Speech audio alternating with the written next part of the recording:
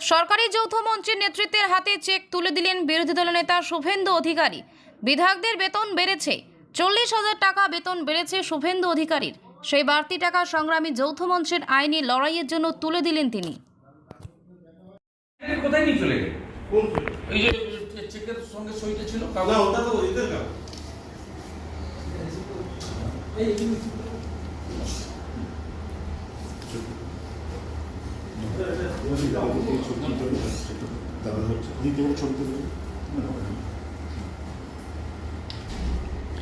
আপনি যেটা বলেছিলেন সেটাই মানে বিরোধী দলনেতা হিসেবে বিধায়কদেরও বেড়েছে, মন্ত্রীদেরও বেড়েছে।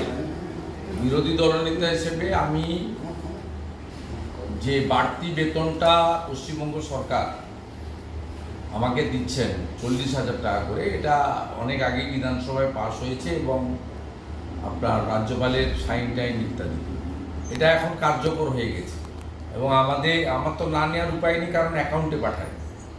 আমি এর আগে সংগ্রামী যৌথ মঞ্চের অনশন মঞ্চে গিয়ে ঘোষণা করেছিলাম, ওদের অ্যাপ্রোচ করেছিলাম, কাউকে কিছু দিতে গেলে তার কনসেন্ট নিতে হতো। আমি অ্যাপ্রোচ করেছিলাম যে সরকারি কর্মচারী, শিক্ষকদের, পেনশনার্সদের যে ডিএ আন্দোলন, এই আন্দোলন এখন সুপ্রিম কোর্টে আইনি লড়াই চলছে।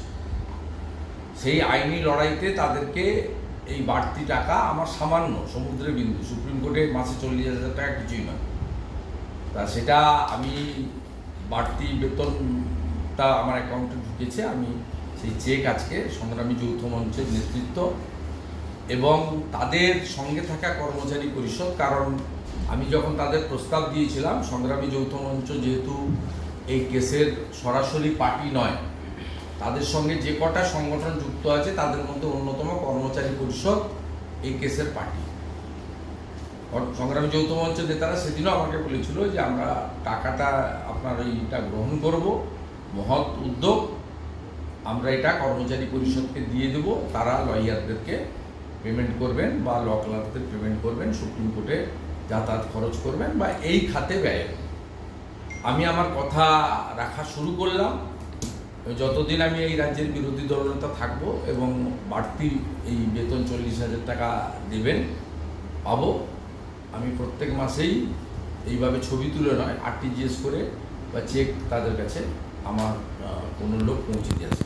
সূচনাকালে এটাকে আমি আপনাদের সামনে রেখে দিলাম এই কারণে, ন্যায্য অধিকার লড়াইতে কেন্দ্রীয় হারে মহার্ঘ ভাতা এবং শুধু সরকার। বিবাহ হলো সামাজিক মেলবন্ধন, তবে সুপ্রিম কোর্টের নির্দেশিকা অনুযায়ী বর্তমানে আপনার বিবাহকে আইনি স্বীকৃতি দেওয়া অত্যন্ত আবশ্যক, আর যার জন্য প্রয়োজন ম্যারেজ রেজিস্ট্রেশন।